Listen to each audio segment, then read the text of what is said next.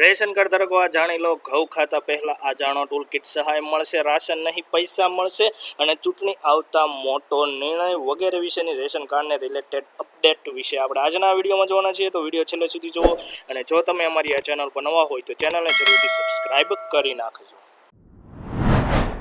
તો સૌપ્રથમ મિત્રો વાત કરીએ રાશનની અંદર આવતા તમે જે ઘઉં જે ખાવ છો એ શું ખાવા લાયક હોય છે કે નહીં, એની ક્વોલિટી કેવી હોય છે. કારણ કે ઘણા લોકોને એમાં સંદેહ હોય છે કે આમાં જે રાશનની અંદર જે આવતું અનાજ હોય છે એ શું સારું હશે કે નહીં હોય, બરાબર. તો એના માટે તમે જોઈ શકો છો ફૂડ કોર્પોરેશન ઓફ ઇન્ડિયા દ્વારા ઓફિશિયલ એક્સ પોસ્ટ મુજબ જે છે અહીંયા તમે જોઈ શકો છો એ લોકોએ એક પોસ્ટ કરી છે કે તમારી સુધી જે પહોંચાડવામાં આવતું અનાજ જે ઘઉં જે હોય છે એ જે છે વ્યવસ્થિત પ્રોક્યુરમેન્ટ એના ઉપર કરવામાં આવે છે, સ્ટોરેજ કરવામાં આવે છે અને ત્યારબાદ જ ડિસ્ટ્રીબ્યુટ કરવામાં આવે છે. ક્વોલિટી સાથે કોઈ પણ કોમ્પ્રોમાઇઝ કરવામાં આવશે નહીં, બરાબર. અહીંયા ઇંગ્લિશમાં લખ્યું છે, હું તમને ગુજરાતીની અંદર સમજાવી દઉં છું. સાથે સાથે એફસીઆઈએ એવું પણ એન્શ્યોર કર્યું છે કે તમારી પાસે જે ફૂડ ગ્રેઇન એટલે કે જે અનાજનો દાણો પહોંચાડવામાં આવે છે એ વ્યવસ્થિત રીતે ટેસ્ટિંગ કરીને જ પહોંચાડવામાં આવતો હોય છે, માટે એ ટ્રસ્ટેડ છે, બરાબર છે. તો તમારી પાસે જે ફૂડ પહોંચાડવામાં આવે છે એ જે છે ટ્રસ્ટેડ છે. અને અહીંયા તમે નીચે જોઈ શકો છો કે કઈ રીતના એનું ટેસ્ટિંગ થતું હોય છે, બરાબર છે. Quality checking at every stage, બરાબર છે. તો જે તમારી પાસે અનાજ આવે છે, જે ઘઉં ને એવું આવતું હોય છે, તો દરેક સ્ટેજે એને જે છે ક્વોલિટી એનું ચેકિંગ કરવામાં આવે છે. ત્યારબાદ જે છે એમાં કંઈ પણ ટ્રીટમેન્ટ કરવાની જરૂર રહેતી હોય તો એમાં ટ્રીટમેન્ટ પણ કરવામાં આવે છે, બરાબર છે. એડવાન્સિંગ વિથ ડિજિટલ એન્ડ સિસ્ટમ, બરાબર છે. તો ડિજિટલ સિસ્ટમ વડે આખું જે છે એનું આખું ટ્રીટમેન્ટ પણ કરવામાં આવતું હોય છે અને ચેકિંગ કરવામાં આવતું હોય છે. પ્રોફેશનલ જે ટ્રેનિંગ જે આના લેબના જે વ્યક્તિઓ હોય છે એને જે છે આમાં રાખવામાં આવે છે, તો એ લોકો ચેક કરે છે અને ત્યારબાદ જ તમારી સુધી જે છે આ અનાજ પહોંચતું હોય છે. હવે ખાસ કરીને આ લોકોએ તો પોસ્ટ કરી છે, પણ તમારા સુધી શું આ જે ટેસ્ટિંગ કરેલો અનાજ એટલે કે તમારા સુધી ટેસ્ટિંગ કરેલો અનાજનો દાણો પહોંચે છે કે નહીં, તો એના માટે તો તમે જે છે વિડીયોની અંદર કમેન્ટ કરશો તો જ ખ્યાલ આવશે. ત્યારબાદ મિત્રો આગળ વાત કરીએ તો એપ્રિલ મહિનાની અંદર ગુજરાત ગવર્મેન્ટ દ્વારા જે ખુલ્લી કરવામાં આવતી યોજના હોય છે એ છે માનવ કલ્યાણ યોજના, જેના અંતર્ગત ટૂલ કિટ સહાય જે છે મળવાપાત્ર રહેતી હોય છે.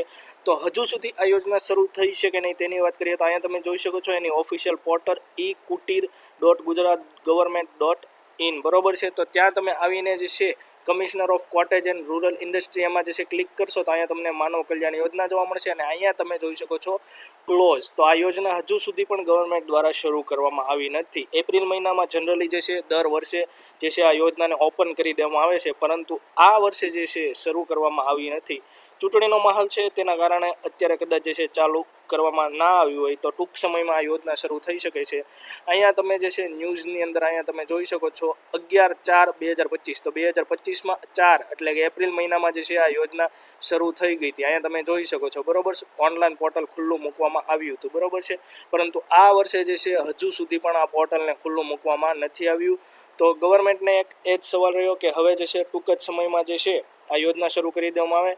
આમાં જુદા જુદા જે છે વ્યવસાય માટે જે છે સાધન સહાય મળતી હોય છે, બરોબર. પાર્લર માટેની કિટ્સ હોય છે, પછી સુથારી કામ, લુહાર કામ, વેલ્ડિંગ કામ માટે, તો એ રીતના જે છે જુદા જુદા વ્યવસાય માટે ટૂલ કિટ્સની સહાય મળતી હોય છે સરકાર દ્વારા, ગુજરાત સરકાર દ્વારા. તો ટૂંક જ સમયમાં આ યોજના પણ શરૂ થઈ શકે છે. ત્યારબાદ મિત્રો વાત કરીએ સૌથી અગત્યની અપડેટ, પેટ્રોલ ડીઝલના ભાવને લઈને. દેશમાં અત્યારે ચૂંટણીનો માહોલ છે, રેલીઓ ચાલી રહી છે, મતદાન થઈ રહ્યું છે અને રાજકીય નિવેદનબાજી તેજી બની છે. જો કે આ રાજકીય શોરબકોર વચ્ચે એક એવી પણ ચિંતા વધી રહી છે જે સીધી સામાન્ય માણસના ખિસ્સા સાથે જોડાયેલી છે. આ ચિંતા પેટ્રોલ અને ડીઝલના ભાવની છે. રિપોર્ટ અનુસાર જો ક્રૂડ ઓઇલના ભાવ વર્તમાન સ્તરે જળવાઈ રહે તો ચૂંટણી પૂરી થયા પછી ભારતમાં પેટ્રોલ અને ડીઝલના ભાવમાં પ્રતિ લિટરે 25થી 28 રૂપિયા સુધીનો જે છે વધારો થઈ શકે છે. પશ્ચિમ એશિયામાં તણાવ વધ્યો છે, ખાસ કરીને હોર્મોઝની સમુદ્ર ધુનીમાં સ્થિતિ અસ્થિર છે અને જેના કારણે જે છે ઓછું તેલ ખરીદવા છતાં પણ એના ભાવ જે છે વધારે ચૂકવવા પડી રહ્યા છે. જોકે પેટ્રોલ અને ડીઝલના ભાવમાં હજુ સુધી કોઈ પણ ફેરફાર કરવામાં આવ્યો નથી, જેનો બોજ જે છે રિફાઇનિંગ કંપનીઓ પર પડી રહ્યો છે અને તેના કારણે જે છે કંપનીઓને દર મહિને લગભગ 270 અબજનું વધારાનું દબાણ આવી રહ્યું છે. તો આ રિપોર્ટ અનુસાર જે છે પેટ્રોલિયમ કંપનીઓ જે છે, જે રિફાઇનિંગ કંપનીઓ છે, પેટ્રોલિયમ રિફાઇનિંગ કંપનીઓ, એના પર મોટો બોજ અત્યારે જે છે પડી રહ્યો છે. પરંતુ સરકારે જે છે ચૂંટણીના કારણે જે છે હજુ ભાવમાં વધારો નથી કર્યો, બરોબર છે. તો ચૂંટણી પતતા તરત જ જે છે ભાવમાં મોટા વધારાની આશંકા છે. અને ત્યારબાદ મિત્રો હવે આપણે વાત કરીએ છેલ્લે ખેડૂતો માટે. તો ગુજરાત સરકારનું આ ખેડૂત પોર્ટલ, જેના અંતર્ગત જે છે ખેડૂતોને ટ્રેક્ટરની ખરીદી હોય કે બીજી કોઈ પણ ખેતીને લઈને, ખેતીના સાધનોને લઈને અને ખેતીને લઈને કોઈ પણ પ્રકારની મોટી એવી યોજનાઓ જે છે, મોટી એવી સહાય જે છે આ ખેડૂત પોર્ટલ પરથી જે છે ખેડૂતો મેળવી શકે છે.